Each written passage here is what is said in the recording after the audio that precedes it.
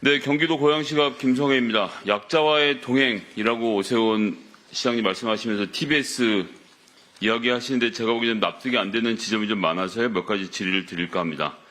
지난 4월 25일에 서울시 의회에 TBS에 대한 지원 연장 요청하는 편지 보내셨는데 TBS의 직원들 진심으로 생각하고 계신 거죠? 시장님? 네, 그렇습니다. 네. 재보선 기간에 뉴스공장하고 날을 세우고 싸우긴 하셨지만 이 TBS에 대한 복수심 이런 건 전혀 없으신 상태라고 제가 이해해도 되겠죠? 네, 그렇습니다. 위원장님 잠깐 질의를 좀 중단했으면 하고요. 네. 시장님, 저한테 답변하시는 게 아니고 국민들한테 하는 것이고요. 지금 360명의 TBS 노동자들이 보고 있으니까 헛웃음은 댁에 가서 사모님하고 하시고요. 여기 좀 조금 더 진지하게 임해 주셨으면 좋겠습니다.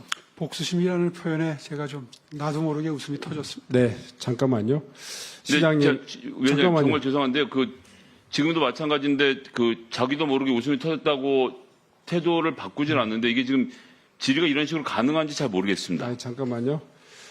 시장님 여러 가지 견해의 차이라든가 감정의 어떤 기복이라든가 있을 수 있습니다. 그런데 그걸 고스란히 지금 답변하시면서 가끔은 답변에 섞여서도 그렇고 또 그렇지 답변 안 하시면서도 표정에서도 그렇고 이 문제는 국감장의 어떤 피감 증인으로서 이 출석에 계시기 때문에 그냥 진지하게 팩트만 가지고 답변에 대한 의사 표현을 좀 해주셨으면 좋겠습니다. 네, 자제하도록 하겠습니다. 네. 제 질의 시간이니까 끝나고 하셨으면 좋겠습니다. 네, 충분히. 네. 제가 가급적 얌전하게 하고 있지 않습니까? 간사님. 네. 잘 부탁드리겠습니다. 네, 다시 하겠습니다. 자, 4월 20일 서울시 의회 시정 질문에서도 TBS 지원 폐지나 폐국을 생각해 본 적도 지시한 적도 없다고 하셔서 지금 벌어진 일련의 과정은 시의회의 의견이지 시장님의 의견 아닌 걸로 제가 이해해도 되겠습니까? 예, 제 의견과는 많이 달랐습니다. 네. 그런데 이제 제가 찾은 한 세 가지 정도 지적을 먼저 하고 싶은데요. 2021년 2월 21일 신동아 인터뷰에서 시장에 대한 바로잡을 건 바로 잡아야 된다. TBS에 대한 예산 지원을 안 하는 형태가 될 수도 있고라고 말씀하셨던 건 기억하고 계시죠? 네, 틀린 건 바로 잡아야죠. 예, 그러니까 형태가 예산을 지원 안 하는 거라고 말씀하셨고 실제로 22년 출연금 예산안을 전년 대비 125억 원 삭감해서 제출하신 적도 있죠. 네, 독립했으니까요. 예, 독립은 좀 다른 성격이니까 좀 이따 얘기를 하도록 하고요. 그 다음에 23년 9월에 김만배 녹취록 인용 보도한 문제에 대해서 TBS에 대한 감사 지시하셨습니까? 잘 못 들었습니다. 23년 9월에요. 김만배 녹취록 관련돼서 인용 보도했다는 이유로 TBS에 대해서 감사를 지시하셨죠? 잘 기억이 안 납니다. 감사를 지시한 게 기억이 안 나세요? 감사했네요. 아주 답변이 편하셔서 좋으시겠습니다. 다른 사람들은 밥줄이 끊기는 마당인데 감사 지시를 기억을 못 하시니 답답한데요. 자, 방송법에는 잠깐만요. 답변 확인하셔서 답변을 좀 해주셨으면 좋겠습니다. 네, 감사했답니다.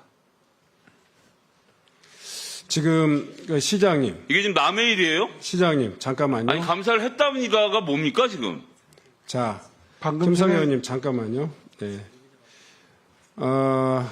지금 국정감사 자리입니다. 시장님은 피감기관의 기관장으로서 지금 이 자리에 참석해 있는 거고요. 국민을 대신해서 국회가 지금 묻는 겁니다. 이 부분은 1년에 한 번 있지만 여기에 계시는 의원님들은 자료 찾느라고 수많은 이 시간을 보내면서 준비해 오셨습니다. 혹시 의견이 다르거나 팩트를 잘못 확인할 수도 있습니다. 어떤 질문이 오더라도 국민의 물음에 대해서 지금 시장님 일부러 그러시는 건지 원래 지금 일반적인 어떤 언어의 습성이신지 모르지만 그렇게 이야기하면 안 되시죠. 지금 감사를 지시했느냐 안 했느냐 하는 거에 대해서 진지하게 뒤에다가 물어보고 답변하시면 됩니다. 기억이 안 난다 이렇게 이야기하시면 어떻게 우리가 이 감사를 피감 증인의 우리 시장님이 진지하게 받아들인다고 이렇게 이야기하겠습니까? 잠깐 시간을 좀 주십시오.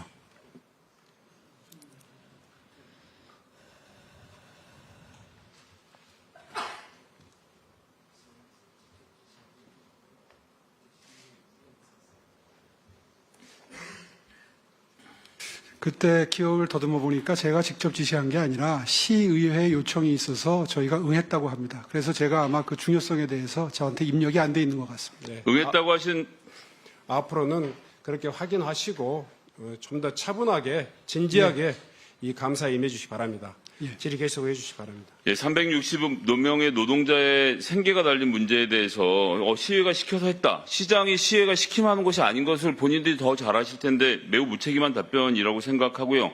방송법에 따르면 누구든지 방송 편성에 관해서 이 법 또는 다른 법률을 의하지 않고 어떤 규제나 간섭도 할 수 없다라는 조항이 있기 때문에 서울시장님이라고 하더라도 감사를 지시할 수 없는 거예요.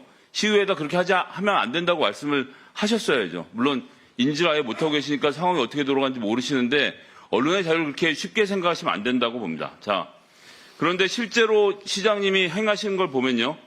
행안부에다가 냈던 공문 보시죠. 자, 출연기간 지정을 해제해달라. 즉 TBS하고 서울시 연을 끊고 싶다라는 질문에 대해서 행안부가 뭐라고 보내냐면요.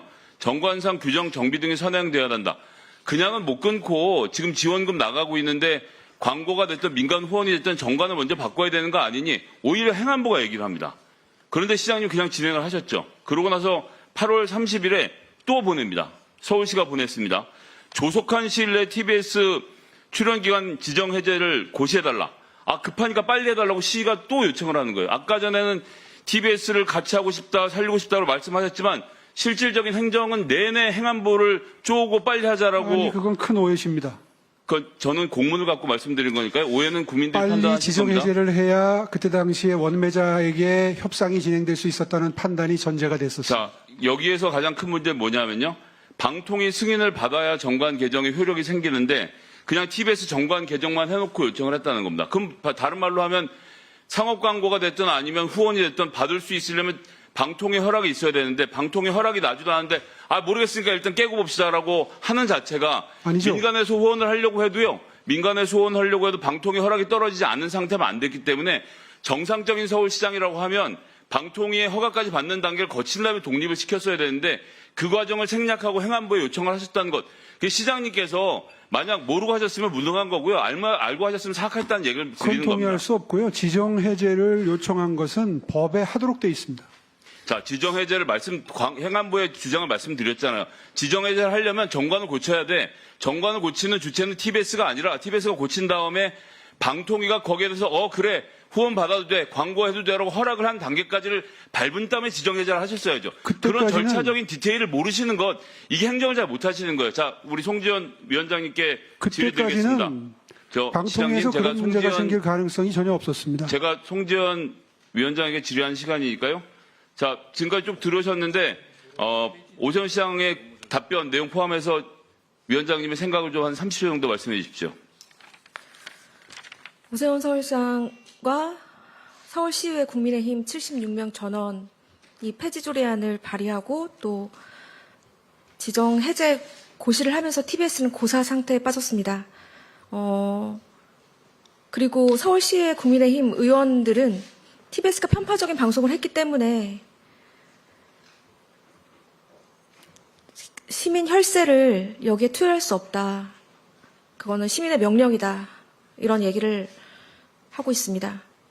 그런데 저는 시민들이 정치권에 그런 방송사를 없앨 수 있는 권한을 주었다고 생각한다는 것 자체가 정치인으로서 함량 미달이라고 생각을 합니다. TBS는 어느 누구의 것도 아니라 서울 시민의 것입니다. 그런데 마무리해 주시죠. 그 시민의 재산을 없앨 권리가 오세훈 서울시장에게 있는지 묻고 싶습니다. 그리고 저희가 어떻게 하면 될까요? 저희가 어떻게 하면 TBS 살려주시겠습니까? 네. TBS 직원 지금 몇 명 남았죠? 360여 명에서 지금 240명이 채 남지 않았습니다. 네. 그러면 240명의 대표로 지금 송 증인이 나오신 거죠? 네, 그렇습니다. 네. 그 앞서 TBS가 이렇게 어려움을 겪는 것은 편파적인 방송을 해서 그렇다 이렇게 얘기하고 있는데 TBS 구성원들이 그렇게 생각하십니까? 편파적이라는 거는 관점이라고 생각합니다. 그래서 편파적이라고 생각하는 사람도 있고 편파적이지 않다고 생각하는 사람도 있을 겁니다. 파란 날씨를 보고 정치적이라고 하는 사람이 있고 아니라는 사람이 있듯이 편파적이라는 거는 사람에 따라 다르다고 생각합니다. 그래서 공정성을 가지고 방송사를 없애기 시작하면은 저는 남아있을 수 있는 방송사는 없다고 생각합니다. EBS 정도 남아 있겠군요. 네. 지금 가장 편파적인 게 KBS죠. 네. 오세훈 시장은 후보 시절부터 TBS 예산을 끊겠다고 인터뷰도 여러 차례 하고 그랬어요. 그리고 시장에 들어와서 국민의힘 시의원 76명과 같이 TBS 폐지 조례를 통과를 시켰습니다. 근데 오세훈 시장과 국민의힘 소속 시의원들이 왜 TBS를 이렇게까지 없애려고 한다고 생각하시죠? 김어준의 뉴스공장 마지막 방송에서 김어준 공장장이 3년 반 뒤에 돌아오겠다고 했습니다. 그 이후로 서울시의회 시정 질의에서 끊임없이 서울시의 국민의힘 의원들은 이 문제를 어떻게 해결할 것이냐고 TBS에 물었습니다. 그런데 저희가 어떤 대답을 해도 그들을 만족시키지 못했습니다. 그러면 그 방법이 뭘까요? 김어준의 귀환이 결국 문제가 되는 건가요?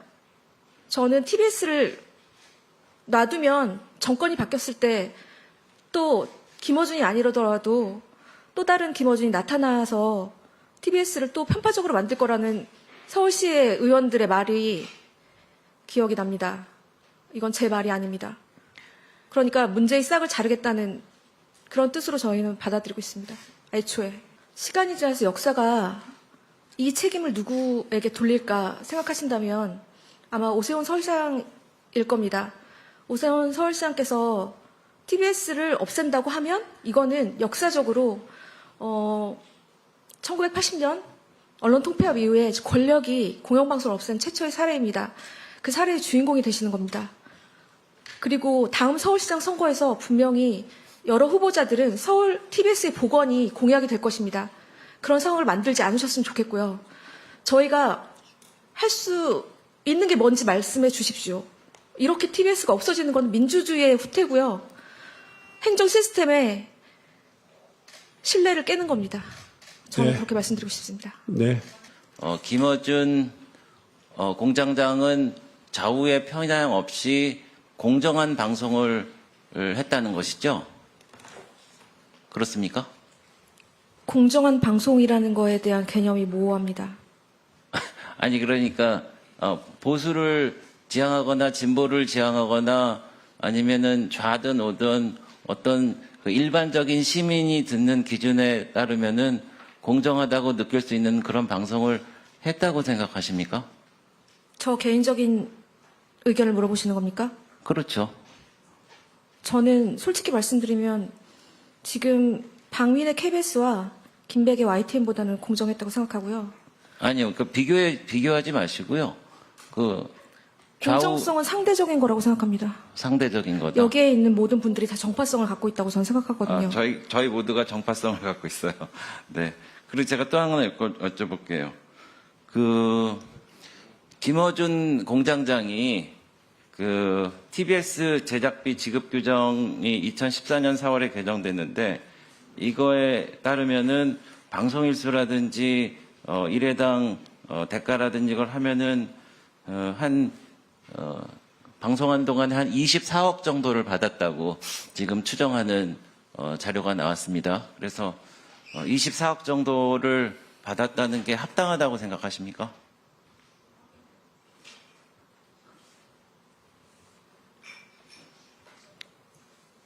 네. 합당하다고 생각하시다고. 어떤 기준에서 합당하다고 생각하십니까? 좀 더 느리겠습니다, 시간. 네. 5분 다 쓰겠습니다. 어떤 기준에서 합당하다고 KBS나 생각하십니까? MBC나 YTN이나 네. TBS나 이런 방송사들이 네. 출연자들, 진행자에 대해서 출연금을 매기는 거에 대해서는 제가 뭐라고 대답을 할 수는 없지만 그것이 뭐 과하다, 과하지 않다라는 거를 생각하는 것도 다 상대적이라고 생각을 하기 때문에 네. 제 기준에서는 합당하지 않을 것 같지는 않습니다. 24억을 받은 게 합당하다라는 말씀이시죠? 왜냐하면 김어준의 뉴스 공장이 단순히 라디오만 한 것이 아니라 TV로도 방송이 됐고 유튜브로도 방송이 알겠습니다. 됐습니다. 그런데 그런 생각은 못 해보셨어요? 그러니까 김어준 공장장이 좀 너무 많이 개런티를 받아가기 때문에 다른 직원들은 좀 상대적으로 급여가 적게 받을 수 있었다라는 생각 안 해보셨습니까? 그런 생각을 해본 적 없습니다. TBS 사태 책임이 궁극적으로 누구에게 있다고 생각하십니까? 오세훈 서울시장에게 있습니다. 만약 윤석열 대통령이 탄핵이 된다면 어디로 돈이 몰리게 될까요? 이런 뉴스들을 보시면서 동시에 부자가 될 수 있다면 믿으실 건가요? 지갑에 단돈 10,000원이라도 있고 시사 정치에 관심이 있으신 분들이라면 지금 당장 돈을 벌 결심을 하셔야 합니다. 정치 뉴스를 꾸준하게 잘 챙겨보는 것만으로도 돈을 벌 기회가 있고 또 이미 큰 돈을 버는 사람들이 있죠. 이 사람들의 차이점은 뉴스를 단순히 뉴스로만 보는 게 아니라 실제로 어떤 종목들에 큰 영향을 미치게 되고 그렇다면 어디에 투자를 해야 돈이 몰리게 되는지 알고 있습니다. 월급만으로는 절대 채울 수 없는 부를 축적하고 있는 것인데요. 얼마 전 한강 작가가 한국인 최초로 노벨상을 받았다는 것을 구독자 여러분들 모두 아는 사실일 겁니다. 이때 부자들은 재빠르게 노벨상 수혜주 종목들을 찾았고 그 결과 예스24라는 종목이 순식간에 2연상을 하며 200% 가까이 오르게 되었죠. 저희 구독자 여러분들은 이미 다들 아시겠지만 이 예스24 종목은 저희가 정확히 어느 가격에 매수해야 하는지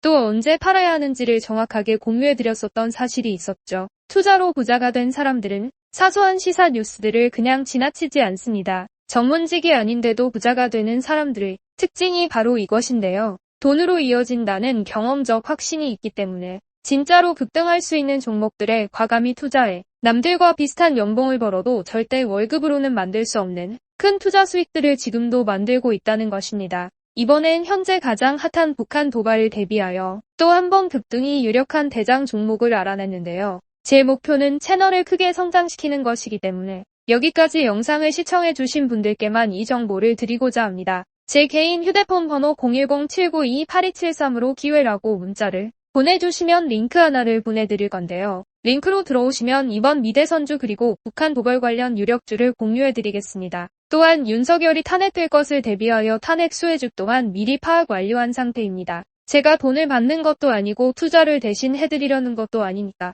어느 시간이든 편하게 문자 한번 주시면 되겠습니다. 단돈 10,000원으로라도 시작해야 하는 게 투자와 재테크죠. 수익을 보시게 될 여러분들께 제가 바라는 것은 딱 하나입니다. 지금처럼 제 채널의 구독과 좋아요를 눌러주시고 새로운 영상을 만들 때마다 시청을 해주시면 됩니다. 제 번호를 꼭 기억해주세요.